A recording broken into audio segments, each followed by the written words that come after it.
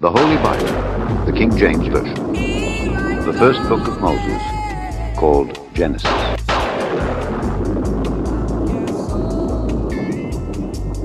Chapter 49.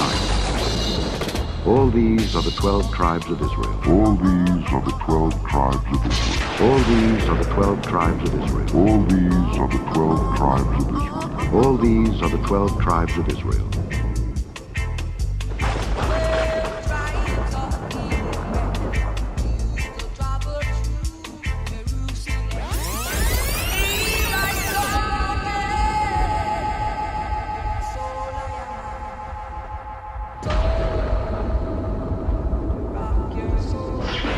The Holy Bible, the King James Version.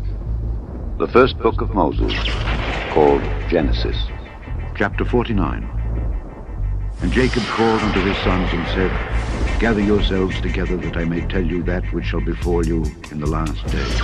Gather yourselves together, and hear, ye sons of Jacob, and hearken unto Israel your father. Gather yourselves together, that I may tell you that which shall befall you in the last days. Gather yourselves together, and hear, ye sons of Jacob, and hearken unto Israel your father. Zebulun shall dwell at the haven of the sea. Zebulun shall dwell at the haven of the sea. Zebulun shall dwell at the haven of the sea, and he shall be for an haven of ships, and his border shall be unto Zidon. His border shall be unto Zidon. From about 1550 to 300 BC, the Phoenicians ruled the Mediterranean. They influenced the ancient Greeks and the Romans and traded with people as far north as Wales and throughout the continent of Africa. In spite of inhabiting a large territory, including modern-day Lebanon, very little is known about these people. But what we do know about them, though, is nothing short of amazing.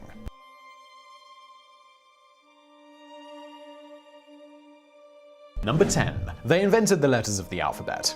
Imagine having to write out a letter using symbols to represent words, and imagine those symbols having different meanings in each geographical area of your country. It would be fairly confusing, and communication would come to a near standstill. Thankfully, there was an incredible invention that broke words down into sounds and enabled people across the European continent to begin communicating more effectively with each other and their neighbors. It is one of the most well-known inventions of the Phoenicians, and it's of course the letters of the alphabet. Each letter was assigned a sound, and it made writing so much easier than having to paint or chisel out elaborate pictographs and symbols that represented entire words or ideas. At around 800 BC, the Greeks adopted the Phoenician alphabet, assigning mostly the same sounds to the letters, while also adding 4 new letters and sounds in order to create a 26-letter alphabet. After the Greeks had started using this new alphabet, the Etruscans and later on the Romans followed suit. The basic letters of the alphabet were easily adopted to other languages all across Europe, leading to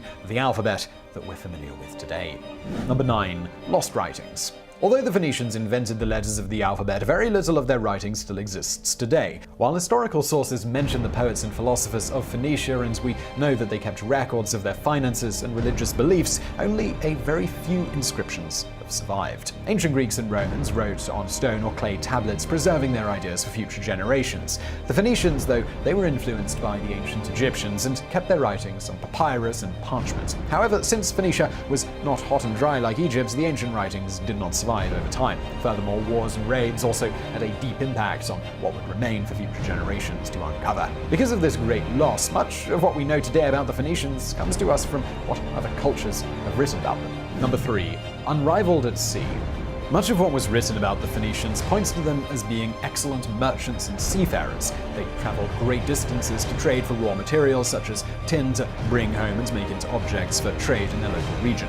Using rudimentary forms of navigation, it is believed that the Phoenicians mostly did coastal navigation, following the coastline to various trading ports along the African and European coasts. At night, and when they were further out at sea, the Phoenicians navigated by the stars. In fact, the North Star has also been called the Phoenician Star because they used it as a point of reference while they were out at sea. Zebulun shall dwell at the haven of the sea, and he shall be for an haven of ships, and his border shall be unto Zidon. Chapter 4. Now when Jesus had heard that John was cast into prison, he departed into Galilee, and leaving Nazareth he came and dwelt in Capernaum, which is upon the sea coast in the borders of Zebulun and Nephthalim, that it might be fulfilled which was spoken by Isaiah the prophet, saying, The land of Zebulun and the land of Nephthalim by the way of the sea, beyond Jordan, Galilee of the Gentiles. The people which sat in darkness saw great light, and to them which sat in the region and shadow of death, light is sprung up. From that time Jesus began to preach and to say, Repent, for the kingdom of heaven is at hand. What I want people to know is that don't support the phonies, support the real. You know what I mean? How can these people be talking about how they so real and they don't care about our communities? How can they be talking about what they, all this, you know, the hood, blah, blah, blah, blah. They don't care about our communities. You know what I mean? Listen to the words that people say in their lyrics and tell me if that's some real, if that's real to you. You know what I mean? Listen to what they saying. Don't just bob your head to the beat, peep the game, and listen to what I'm saying and hold us accountable for it. Wow! That's all I have to say to you, brothers and sisters. I pray you hang in there. Now, I want to give a shout out to Lazarus I. Thank you, Lazarus. All praises to the Most High. I want to give a shout out to Beverly R. FR, thank you, all praises. I want to give a shout out to Little David, all praises. I want to give a shout out to Benjamin LB, Benjamin LB. And I want to give a shout out to Andrea AJ, not one time, but 2 times. I want to thank you, Sister Andrea, all praises. I want to thank our beloved Sister Mary Simeon Israel, all praises. I want to give a shout out to Ellen W, all praises to the Lord. I want to give a shout out to, who is this? Mary Simeon. So it wasn't just that one time from her, it's 2 times, and not just 2 times, it's 3 times. Thank you, Mary Simeon. All praises to the Lord. Listen to me. If you're watching, if you wrote this and you're watching, just a small announcement, you're pretty close to going to hell.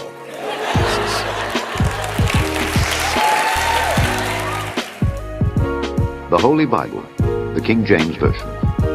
The first book of Moses, called Genesis. Chapter 49.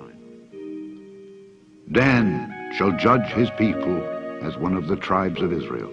Dan shall judge his people as one of the tribes of Israel. Dan shall judge his people as one of the tribes of Israel.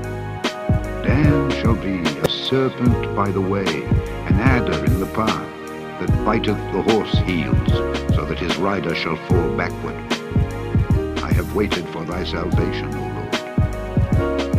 Dan shall be a serpent by the way, an adder in the path, that biteth the horse heels, so that his rider shall fall backward. I have waited for thy salvation, O Lord. You are the most welcome to Abome. And before the resurgence of the European colonial rule in Africa, Africa was the land of prominent kingdoms, empires, and chiefdoms. And in the west part of Africa and in Benin, one of these very kingdoms was the kingdom of Dahomey, whose founders came from neighboring Togo, settling first in Alada. We drove through Alada. So many of you were having a nap, so I did not want to disturb you. So when they first settled at Alada, though there were 3 brothers, they were having problems of staying together. So they got to this very wise decision that they should actually part from one another, everyone going to seek for a settlement for himself. So one of them came to this plateau over here. That was primarily the land of the Gedevi people. Gedevi, that is G-U-E-D-E-V-I. And the Gedevi got settled with a king in the name of Dan. a king in the name of Dan. With a king in the name of Dan. With a king in the name of Dan. With a king in the name of Dan. D-A-N. D-A-N. D-A-N. So when those from Alada arrived, for sure they needed lands to settle and do their farming. So they went to their host and asked for land. What was not refused, but they kept on asking for more and more and more. This would actually upset the natives of the land, the Gedevi. Then a war outbroke between them and the newcomers. Unfortunately, King Dan was killed. And then the newcomers started building their palace or their first house on his tomb. So that's the name Dan Home. Dan. Home. Dan Home. Dan. Home. Dan Home. Dan Home. Though sometime in history, some of the kings participated in the Atlantic slave trade. Though sometime in history, some of the kings participated in the Atlantic slave trade. Dan shall be a serpent by the way, an adder in the path, that biteth the horse heels, so that his rider shall fall backward. I have waited for thy salvation, O Lord. Though sometime in history, some of the kings participated in the Atlantic slave trade. While we were in Ouidah, after we had visited the fort, we drove past the house of Francisco Felicio de Souza. I do not know if you could recall that name. That Portuguese of Brazilian origin. He was even friend to one of these Dahomey kings. And in the process of our visit, we'll see that that very merchant even donated a whole building to that very king, as he was his friend and he was the one protecting him to be able to carry out the trade on the coast of Ouidah. Yes. Dan shall be a serpent by the way, an adder in the path, that biteth the horse heels, so that his rider shall fall backward. I have waited for thy salvation, O Lord. Wow! That's all I have to say to you, brothers and sisters. I pray you hang in there. What I want people to know is that don't support the phonies. Support the real. You know what I mean? How can these people be talking about how they so real and they don't care about our communities? How can they be talking about what they, all this, you know, the hood, blah, blah, blah, blah. They don't care about our communities. You know what I mean? Listen to the words that people say in their lyrics and tell me if that's some real, if that's real to you. You know what I mean? Listen to what they saying. Don't just bob your head to the beat. Peep the game and listen to what I'm saying and hold us accountable. The Holy Bible, the King James Version. The first book of Moses, called Genesis, chapter 49. Issachar is a strong ass, couching down between two burdens. And he saw that rest was good, and the land that it was pleasant, and bowed his shoulder to bear, and became a servant unto tribute. And he saw that rest was good, and the land that it was pleasant, and bowed his shoulder to bear, and became a servant unto tribute. उन्हें इन इलाकों में रिहाइश दी थी। इलाका है या Mombasa street का इलाका है, ये पहला सीधी रोड जो है मेंटेन हुआ। वो सीधी विलेज रोड जो है इधर से बना, तो खारादर और ये एक ही एरिया था लियारी के हवाले से।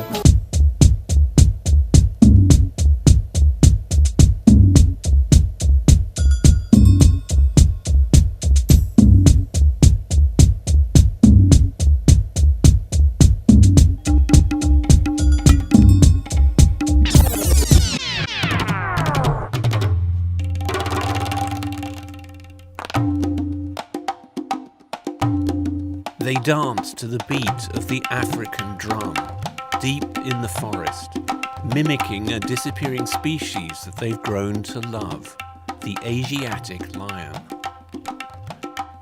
They're part of the 20,000 Siddhis, an ethnic group of African descent who live in Gujarat, Western India. Though far removed from their ancestral lands, the Siddhis have cherished their culture.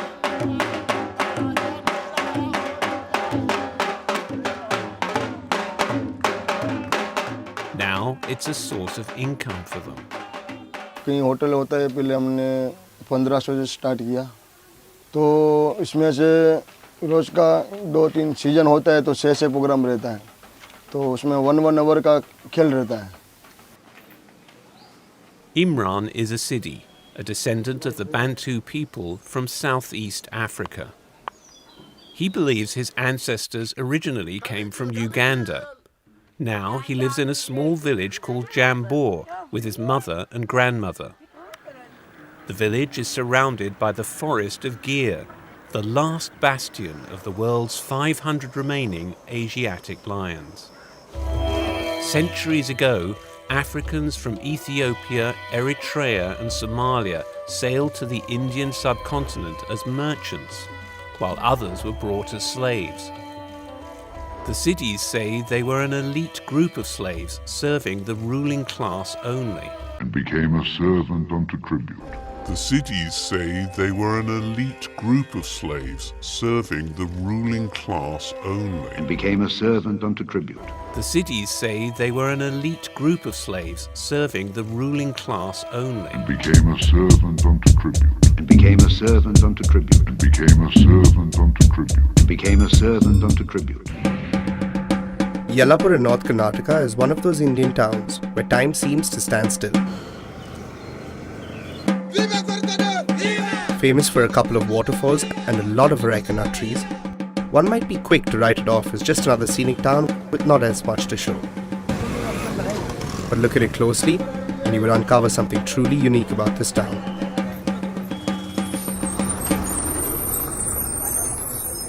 The wilderness of Yellapur happens to be home to a large number of the Indian African community called the Siddhis, whom we've called India home for centuries now. And the reason I'm here is to discover how the combination of their unique history and living in isolation has shaped their cuisine. In the process, I'll be collecting recipes that would otherwise have gone unnoticed and undiscovered.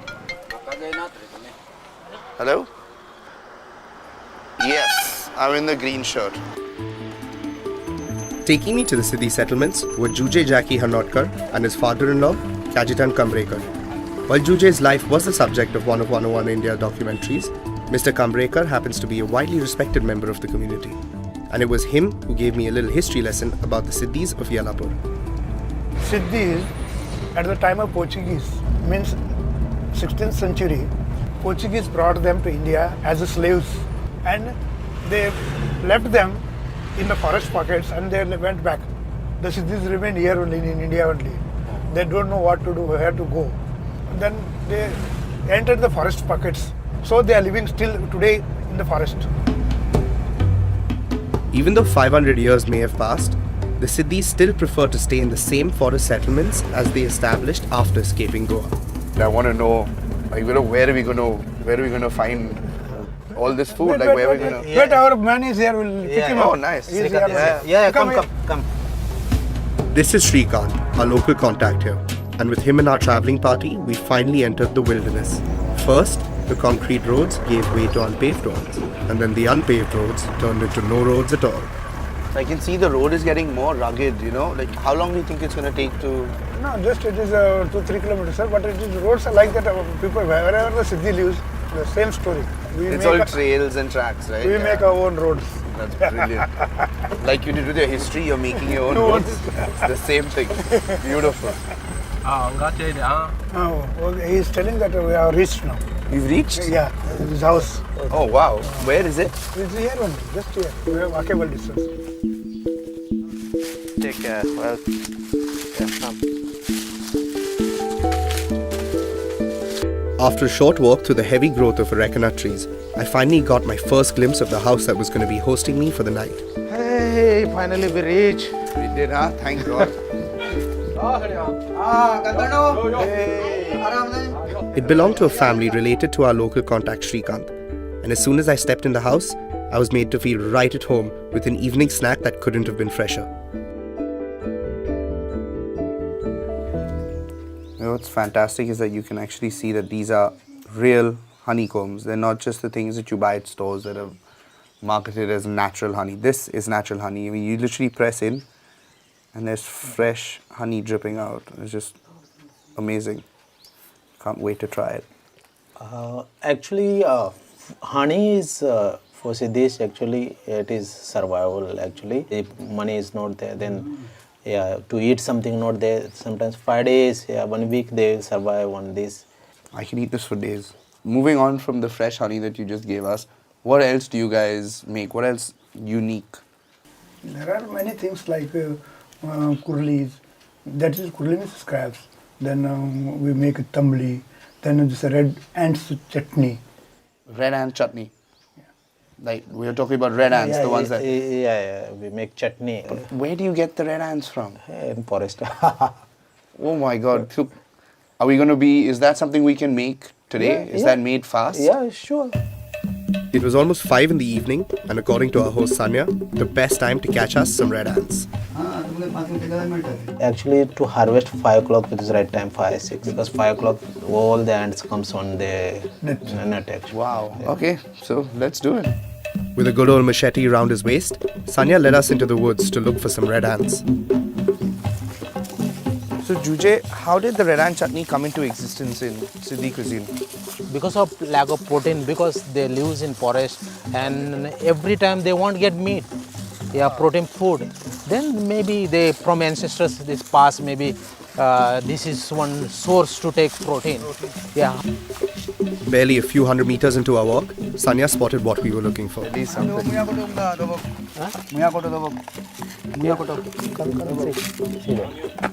That? Yeah. Before we could even get a proper view, Sanya was already up the tree and close to our dinner's main ingredient. One swift swipe of his machete and the red ant's nest came down. Holy shit. If I thought getting the ants down from the trees was going to be the tough part, boy was I wrong. Within a few seconds of the nest hitting the ground, the red ants were biting and crawling all over myself and my crew. Shit's like everywhere, man. We in our excitement had not anticipated that our dinner probably might just feast on us first. She can't wait, it's all climbing on her hand. Oh, this is dangerous. Dancing. You just eat it? Yeah, you can, no problem. See? Wow, it's tasty, man. Really? You can taste. Almost like green pears. Holy shit. Oh. It gives amazing flavor. You can literally season a dish with just red ants. You can dry them, puree them, powder them, and literally sprinkle them on. And you'll get such a citrusy note to your food. It's unbelievable. I can't wait to taste what the red ant chutney tastes like. So I don't think the whole title of Wild Wild Chef is what I deserve. I think this man here, he's the real Wild Wild Chef for today. Uncle, thank you. Thank you for teaching me something new. After climbing up a tree and suffering through the pain of countless ant bites, it was time to hit the kitchen. Karan, now we are going to make red ant chutney. Okay. And you want to prepare? Yeah, I'd love to. Yeah? Okay, please. Okay, she will help you. A little coconut, onions, garlic, chilies and turmeric, all ground together with the ants. Some serious stone grinding later. Voila, the chutney is done. Red ant chutney. Funny, everyone will think it's supposed to be red because they're red ants. Wow. There's a really, really strong note of coconut, but you get the red ants coming through perfectly. I think this would taste fabulous with rice. And literally just rice. There was only one way to test that claim. Serve up some banana leaves and get eating.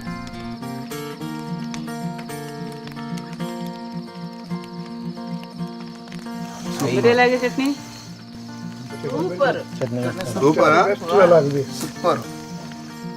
This is probably one of the most simple yet flavorful meals I've had in almost my entire life. I think I can safely say that.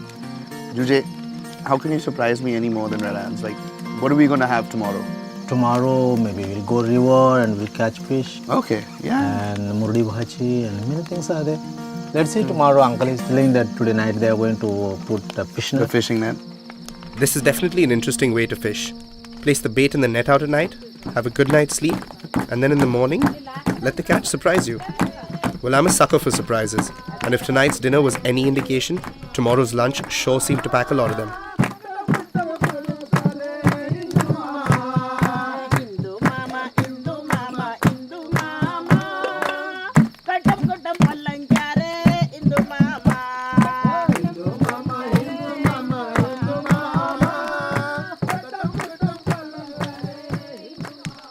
And he saw that rest was good, and the land that it was pleasant. And the land that it was pleasant. And the land that it was pleasant. Issachar is a strong ass, couching down between two burdens. And he saw that rest was good, and the land that it was pleasant, and bowed his shoulder to bear, and became a servant unto tribute. What is it? Okay, what's something that we... Mainly pertaining to the chart. What about it? What about the chart? I just don't know how accurate it is. What you mean how accurate it is? Regarding, like, the nationality. Okay. So you're saying that you're not sure how the chart is... Like, my issue with it is that if we all come from, you know, Negro ancestors, why are majority not Negro in the church? Oh, okay. So now, you guys, let's start with Jeremiah 12 and 9. So the discrepancy is the 12-tribe chart, right? So now, we're going to start with Ephraim. Watch this. Go ahead. Ephraim is a cake, not church. What the Bible say? Ephraim is a cake, not church. So that's why you have Afro-Puerto Ricans. You have dark-skinned side, and you got light-skinned.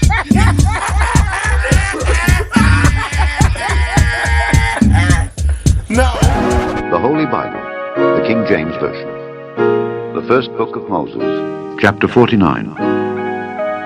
Joseph is a fruitful bough, even a fruitful bough by a well, whose branches run over the wall. The archers have sorely grieved him, and shot at him, and hated him. But his bow abode in strength, and the arms of his hands were made strong by the hands of the mighty God of Jacob. From thence is the shepherd, the stone of Israel. Even by the God of thy father, who shall help thee, and by the Almighty, who shall bless thee with blessings of heaven above, blessings of the deep that lieth under, blessings of the breasts and of the womb. The blessings of thy father have prevailed above the blessings of thy progenitors unto the utmost bound of the everlasting hill. They shall be on the head of Joseph, and on the crown of the head of him that was separated from his brethren.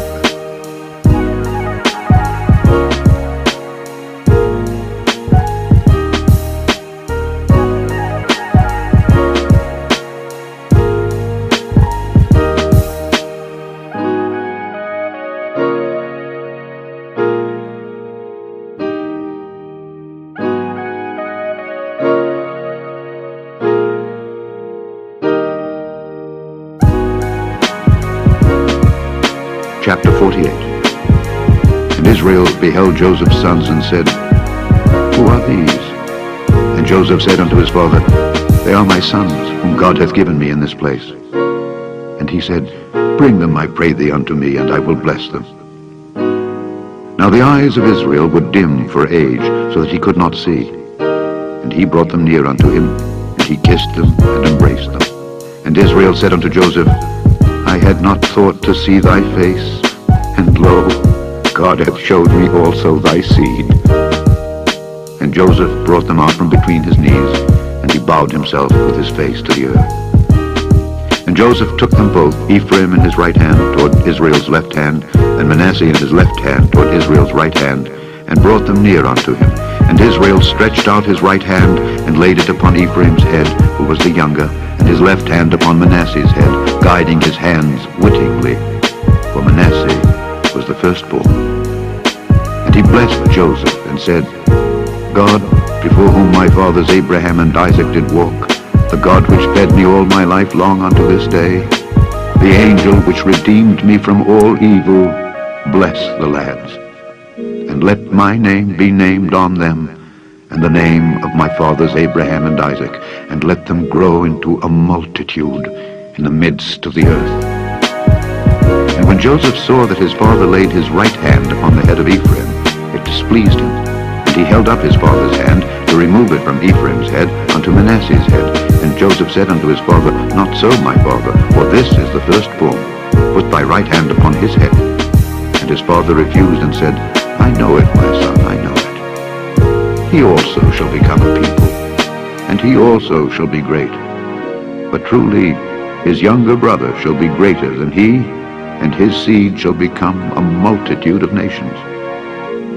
And he blessed them that day, saying, In thee shall Israel bless, saying, God make thee as Ephraim and as Manasseh. And he set Ephraim before Manasseh.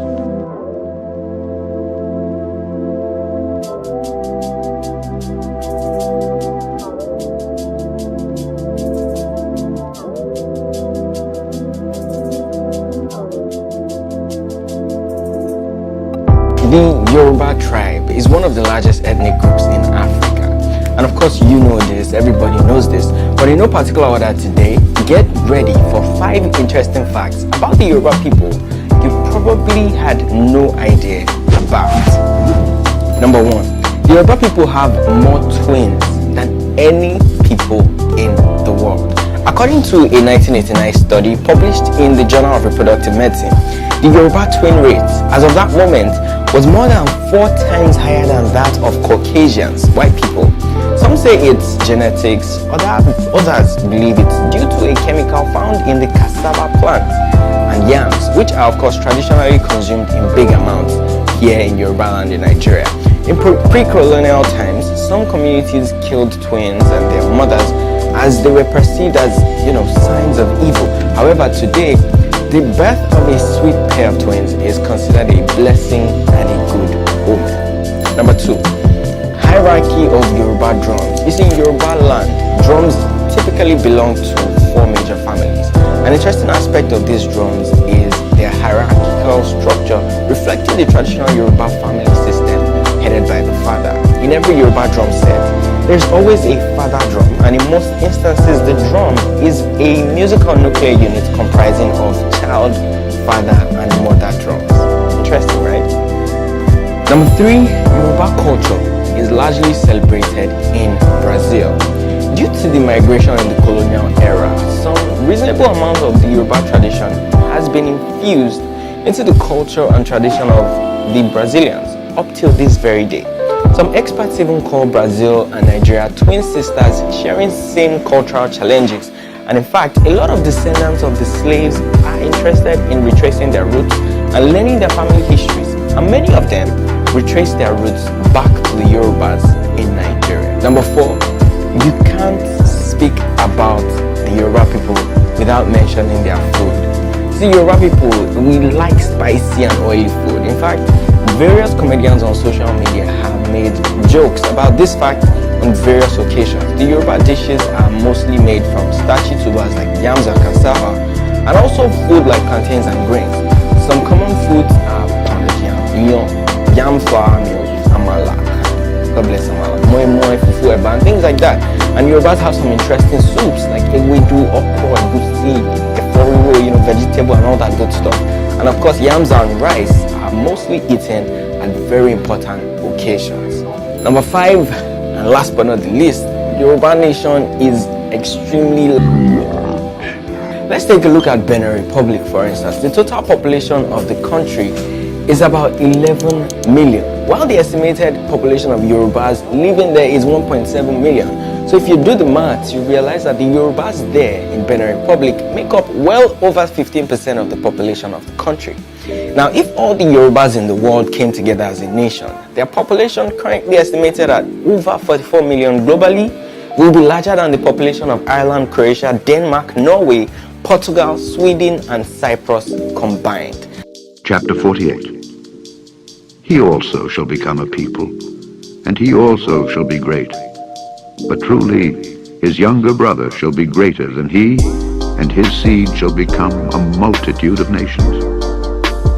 And he blessed them that day, saying, In thee shall Israel bless, saying, God make thee as Ephraim and as Manasseh.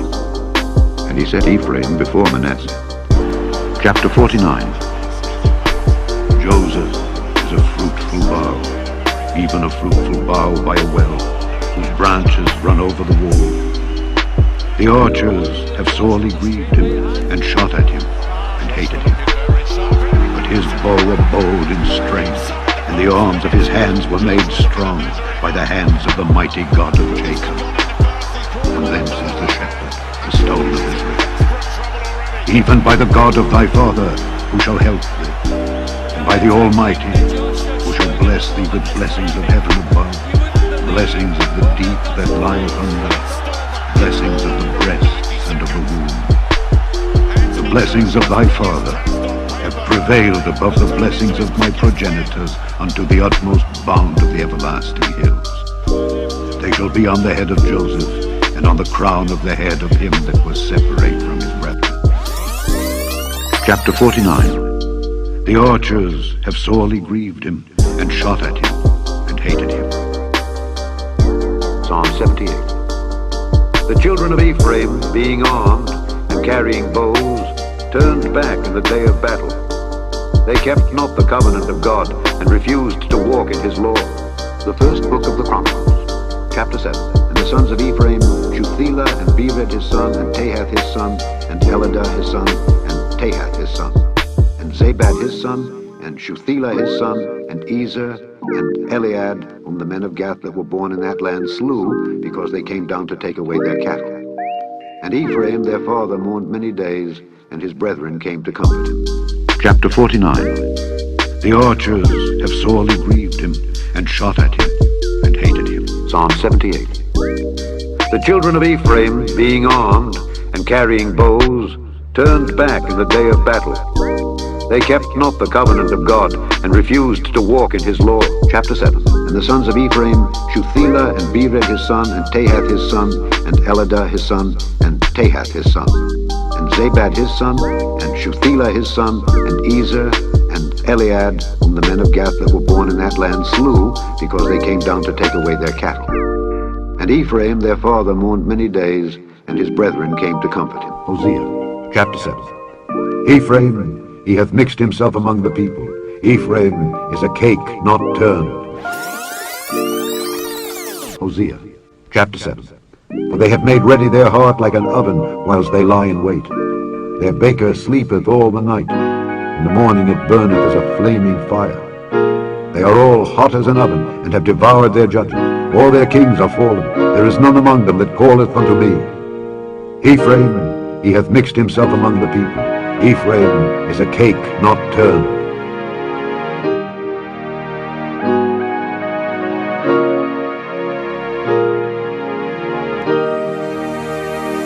Psalm 106. But were mingled among the heathen, and learned their works. Chapter 7. Ephraim, he hath mixed himself among the people. Ephraim is a cake not turned. Psalm 106. But were mingled among the heathen, and learned their works. Wow! What is it? Okay, what's something? It's mainly pertaining to the chart. What about it? What about the chart? I just don't know how accurate it is. What do you mean how accurate it is? Regarding like the nationality. Okay.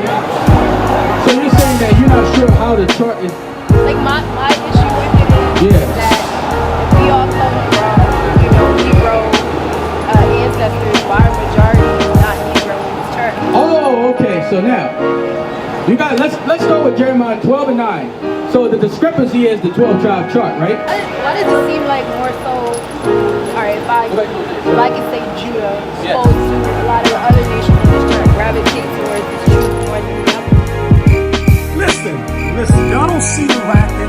Y'all don't see what's going on here. Oh God, my people, I don't understand y'all. From Babylon to Timbuktu by Rudolph R. Windsor, and we're going to go to page 131.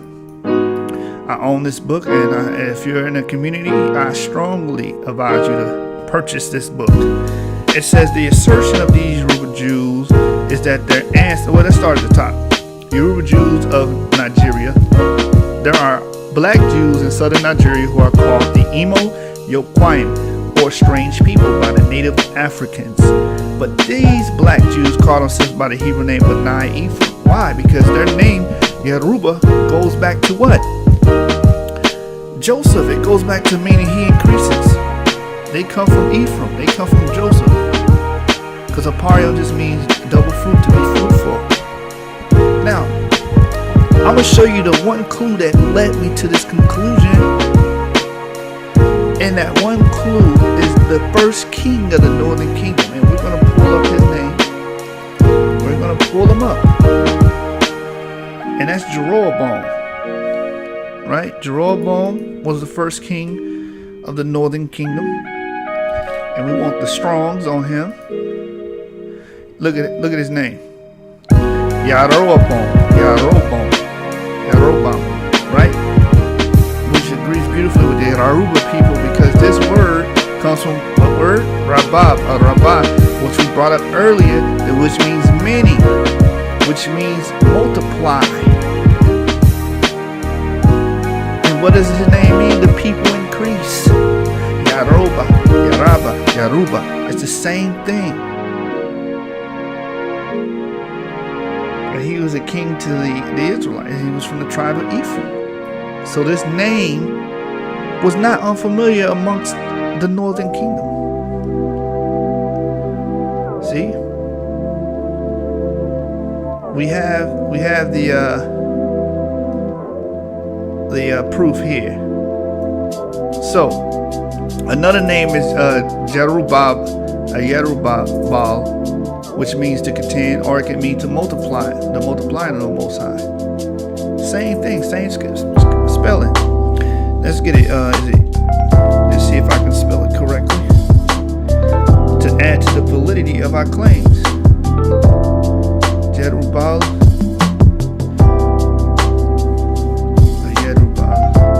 Let's get it. Jerubbaal.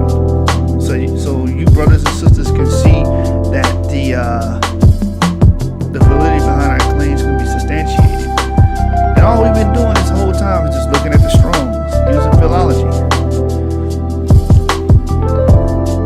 to look at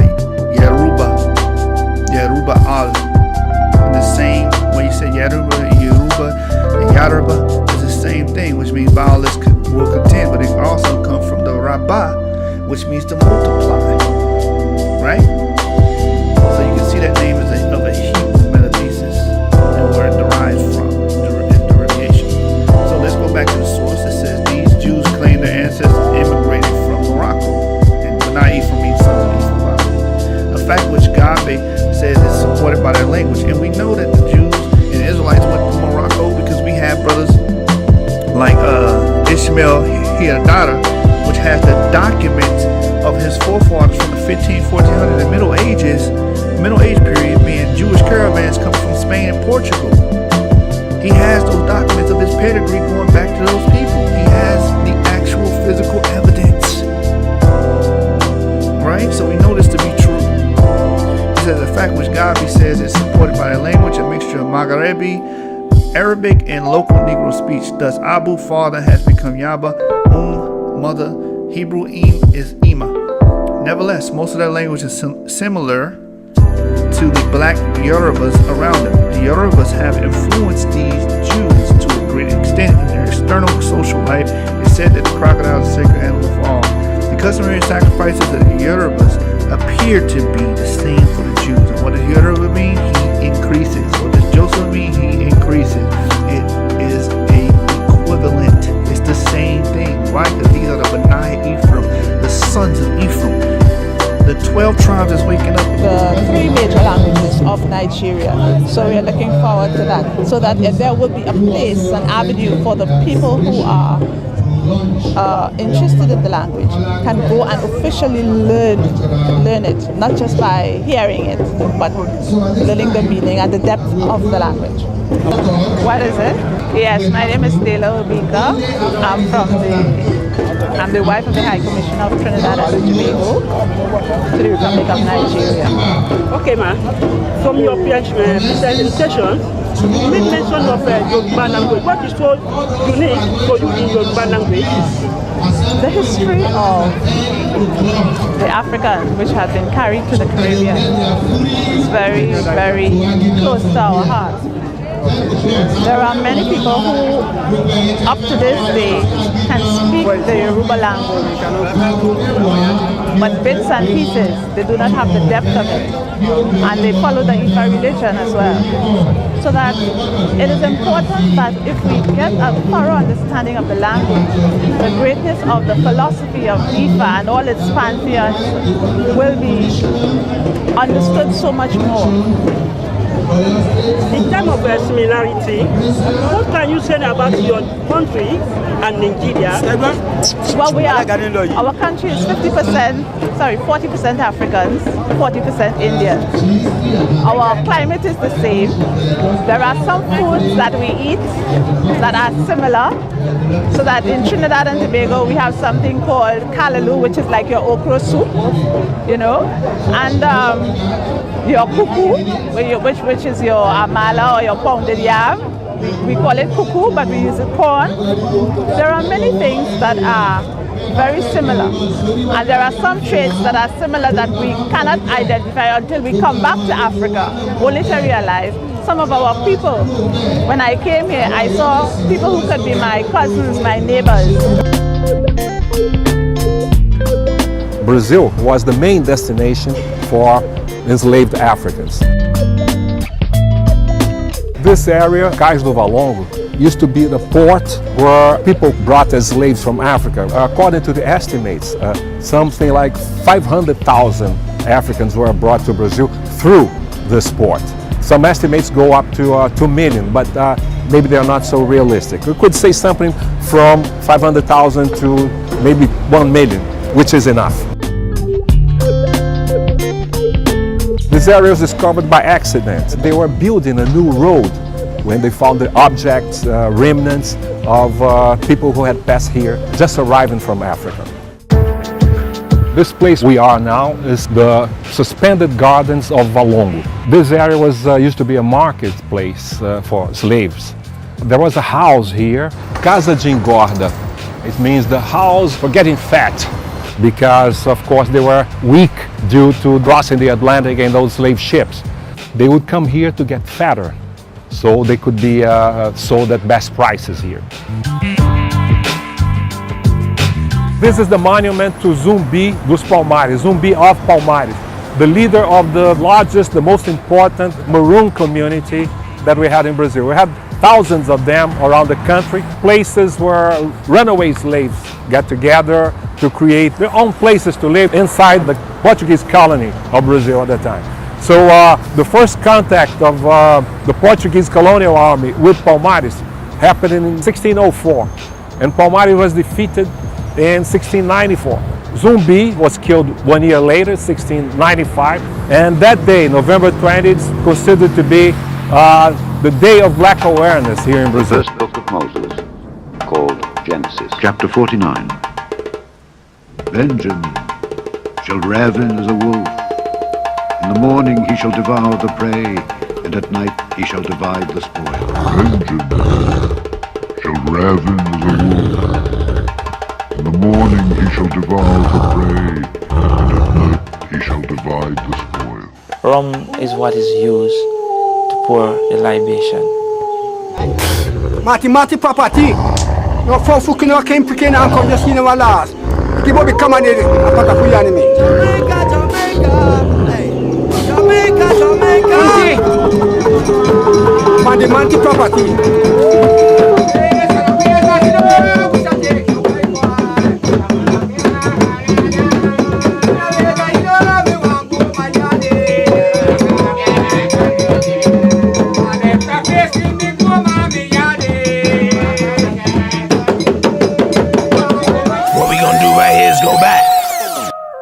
Way back into time.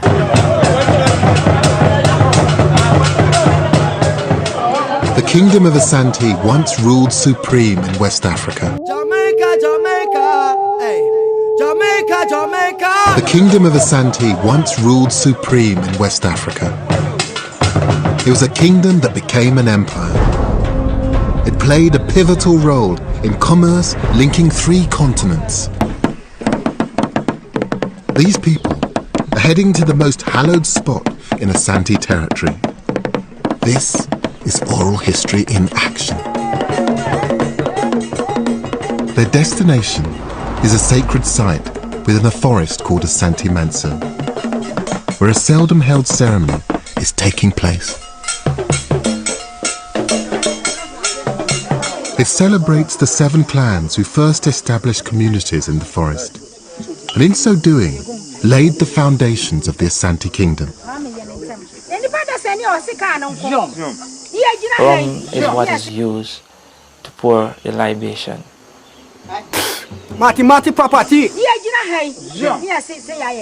According to legend, they emerge from holes in the ground within the forest.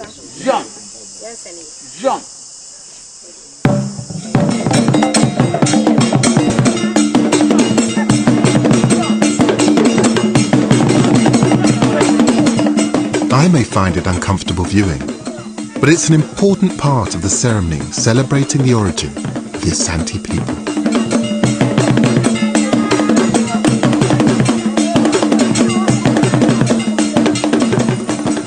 Many things decay in the heat and humidity of the forest, but folk memory lasts. So, the ships left England with their cargo of guns and cloth and brandy. On the west coast of Africa, they unloaded all that, loaded up with slaves, or people as I prefer to call them, and sailed on to Jamaica. Unloaded the slaves, took on rum and sugar, and back to Blighty. That's the slave triangle. And that's why our journey takes us from Ghana to Jamaica. Wow! Also, we got to bring out Ghana, the Ashanti peoples. Bring that out, Captain Kadazar has it. Also, we got to bring out Ghana, the Ashanti peoples.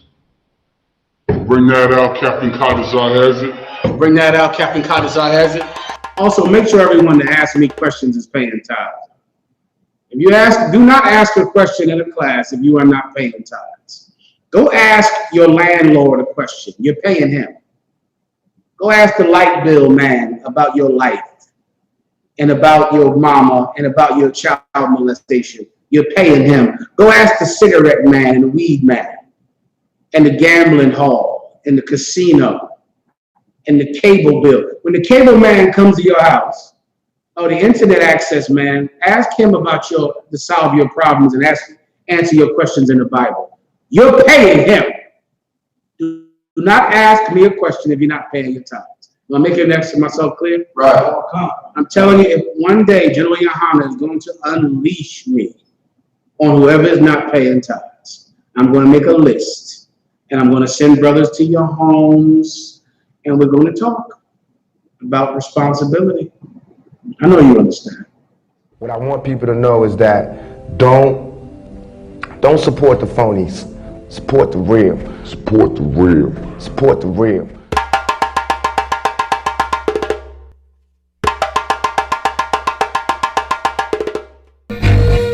So, the ships left England with their cargo of guns and cloth and brandy. On the west coast of Africa, they unloaded all that, loaded up with slaves, or people as I prefer to call them, and sailed on to Jamaica. Unloaded the slaves, took on rum and sugar, and back to Blighty. That's the slave triangle. And that's why our journey takes us from Ghana to Jamaica. And that's why our journey takes us from Ghana to Jamaica. And that's why our journey takes us from Ghana to Jamaica. Jamaica, Jamaica, Jamaica, Jamaica. We're getting a lot of experience going up White House. White House is, in my opinion, the best ghetto in the world. Let me tell you something. Turn it around for the king. That is the king. And whenever time the king I want, we're not in an all-night flat, we're not in court. I said it's raining, and the dance hall is staying on tonight. When next time I say Selena, the ugly, Jamu is pantomime. When you want to see how to ride the boat them,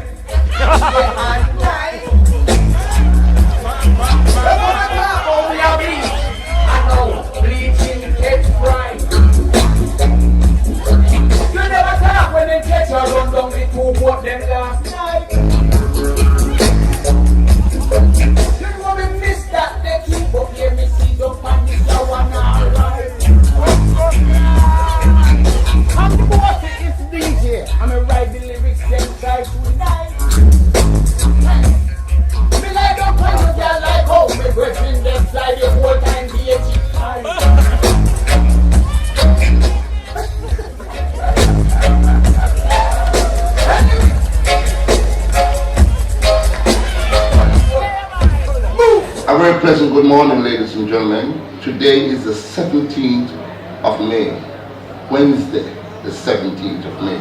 I'm here with my friend, Kwaku Adu Jamfi Ampufo.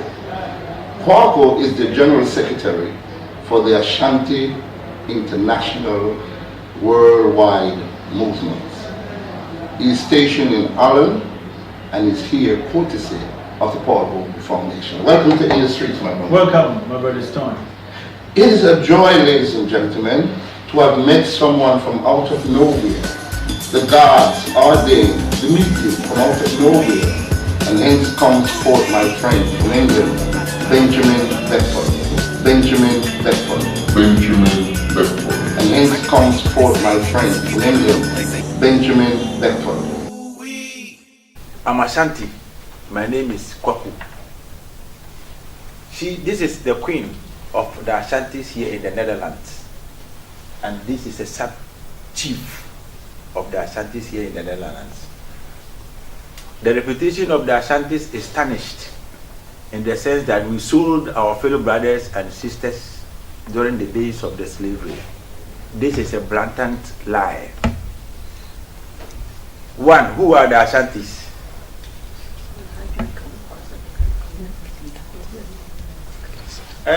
I think everybody understands what I'm saying. Yeah. Yes, we are. The assertion that the Ashantis sold each other is a blatant lie. Who are the Ashantis? The Ashantis, according to our story from our great ancestors, nobody can tell where we began or where we started, because our history is ranging from the time of the Garden of Eden before the writing of the Bible. Because the Ashantis belong to a clique of ethnical group called the Akans. And the meaning of Akan means first. So we consider ourselves to be among the Akan people, which we are. So our descendants started to migrate from Judah. From Judah, then we came to Egypt. And it is in the Bible. That's why I came with this. This is a Bible. This is not something that I've written it. This is the original African Heritage Study Bible. You can take the task to buy from anywhere and then you read it. Then you know what I'm saying. So we came to Egypt with the pyramids and all those things. And then the Greeks, Alexander the Great, like the white people talk about that they are the learned people. When Socrates, Plato, Aristotle, and all those great men you think of the world came to study from us in Greek, and they saw our power, then they wanted to destroy us. So we have to move with our kings, because we have now respect for our kings to protect them. So if you kill, because if you kill our king, it means you have killed the snake by cutting the head. Then we decided that, okay, if we should stay here for these people, that is Alexander the Great, and those people, they have studied to know our secret. Instead of giving us the glory, they rather want to destroy us. So let's go with our kings from this place to protect them. Then we moved from there. That is how we migrated from Judah to Egypt, to South Sudan, to come to the Mali Empire, to where we are now in Ghana. So in short, we the Ashantis, this is our origin. This is the way I can relate how we came.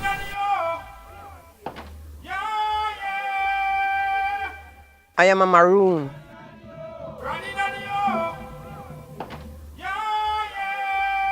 I am a maroon. We are maroons. The Maroons are the present-day descendants of Africans who escaped from slavery and managed to build their own communities in inaccessible parts of the country in the interior of Jamaica. They were known to be especially rebellious. They had a sense of discipline. They had a sense of how to use weapons. They had a sense of how to fight. 25 Maroons did fight 500 British soldiers and win them. You're kidding me? Yes. The British Army arguably was the best army in the world in the 18th century. And the ability of peoples who were not trained in 18th century warfare to defeat them had to be an incredible event. Our footprints, they never go out there and dress themselves in these big, bright red, black and white coats. They were dressed aptly for this surrounding. Now, we know about the bush. We have to use the bush. So you will be walking past, can be a dozen Maroons right there. And you will just be walking past because they're blending with the environment. You know that a bunch of black people in the bush could wage such a successful war against the British and force a treaty out of them is certainly something to be proud about. The first peoples to actually win this kind of struggle, people who were slaves, were the Maroons. And I think that's often lost in the history books. People who understand Caribbean history will talk about the Haitian Revolution, and they won't talk about the Maroons in the 18th century. Hosea, chapter 5. Blow ye the cornet in Gibeah, and the trumpet in Ramah. Cry aloud at Bethaven after thee, O Benjamin. Nice lady, what you have right here? Onion, how much a pound for onion? And the pumpkin? $100 pound. $100 pound for pumpkin. All right, definitely I get some pumpkin. And the word of the day is abeng, a horn made from a cow's horn used by Maroons to warn them of attacks. Now let's use it in context. Sound the abeng. Blow the abeng. Abeng. Chapter 5. Blow ye the cornet in Gibeah, and the trumpet in Ramah. Cry aloud at Bethaven after thee, O Benjamin.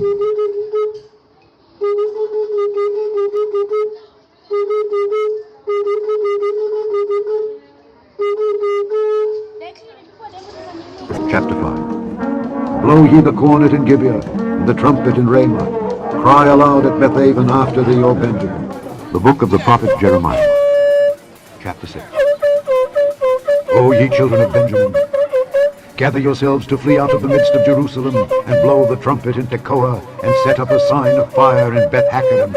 For evil appeareth out of the north, and great destruction. O ye children of Benjamin, gather yourselves to flee out of the midst of Jerusalem, and blow the trumpet in Tekoa. O ye children of Benjamin, gather yourselves to flee out of the midst of Jerusalem, and blow the trumpet in Tekoa. The first book of Moses, called Genesis.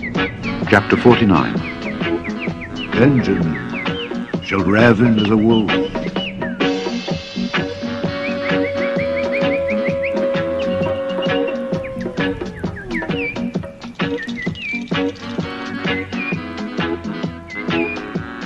Benjamin shall ravin as a wolf.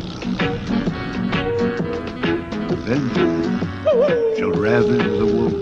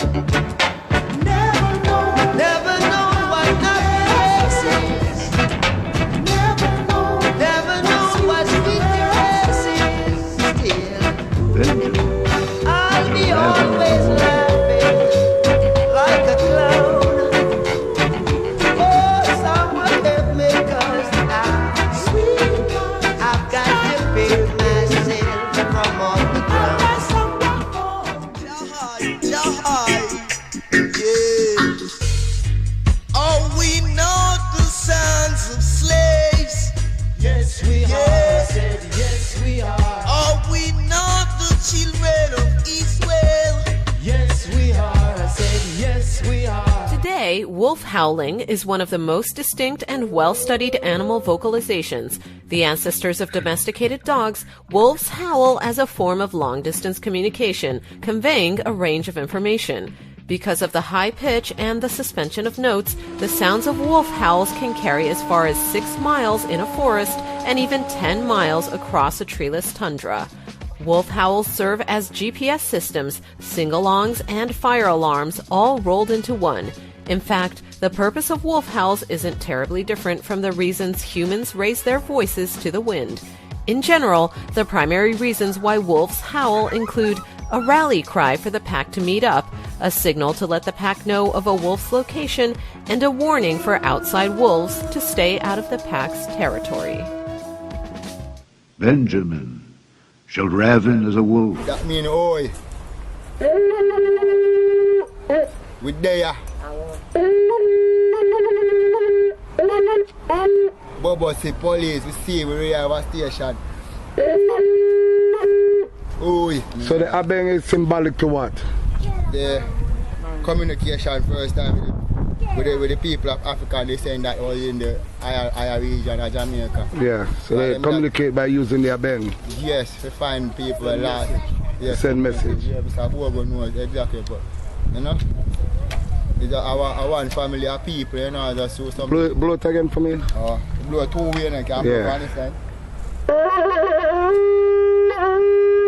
Can blow on this side.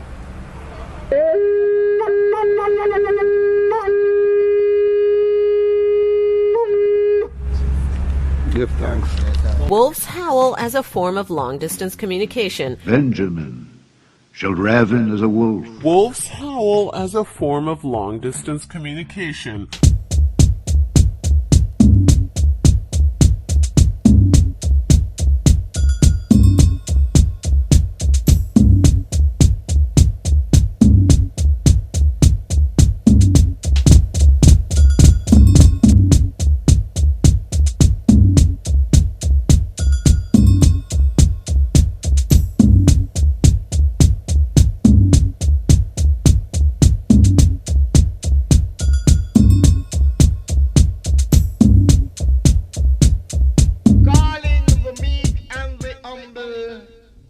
Welcome to Blackboard Jungle. So don't you fumble, just be humble.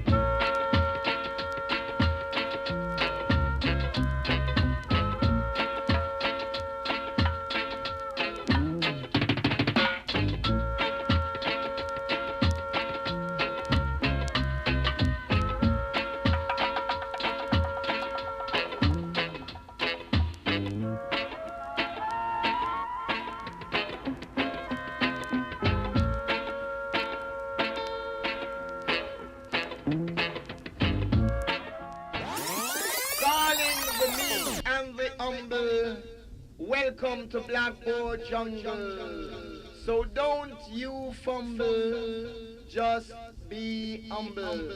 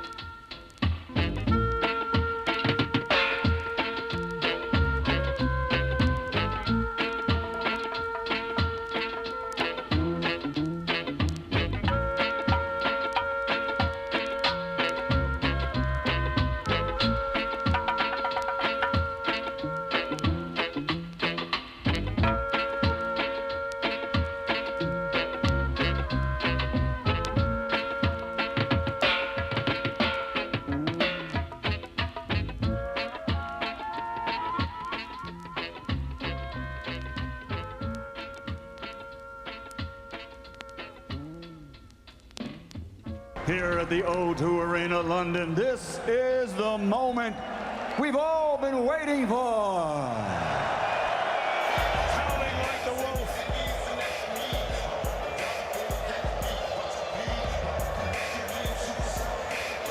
It's his battle cry. You know, almost gone on. Didn't start boxing until he was 28. Here comes Dillian Whyte. Very revved up here doing his usual wolf sound. Can be quite intimidating if you're on the end of that. Yes, the fire is here to burn. And I'm not the most compassionate person, but I'm sending him out for one more round. because he's getting badly beaten up. His face is a bloody mess. He's got really deep, wide, jagged cuts above his eye, which Philip Fondue won't be able to stop the bleeding with any kind of adrenaline or Vaseline. And he's now getting, he's got nose damage and closed guard. Good work from Dylan White. Big combinations. Lucas Brown will try and check one more, but he can't.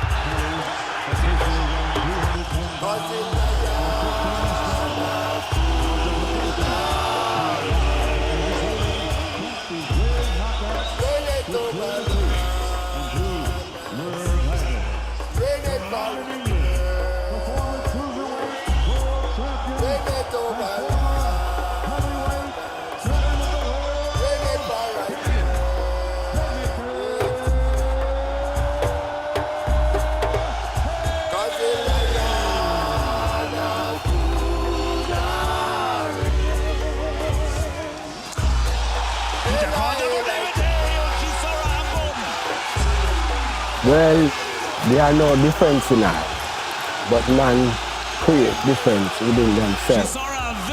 It's one Rastafari and it's one Haile Selassie, and it's one liberty, and that liberty comes down to one love. 14 Sekunden muss Chisora noch überstehen. Meist der schwere Treffer und das ist der Knockout für David Haye. Sehr schwerer Treffer. Das ist der Sieg für David Haye. K.O. in der 5. Runde nach schwersten. Making him one of the few men in boxing history who have virtually defeated every man he has ever faced. Ladies and gentlemen, from London, England, presenting the 3-time world champion, the linear, legitimate, and universally recognized, undisputed heavyweight champion of the world, Lennox.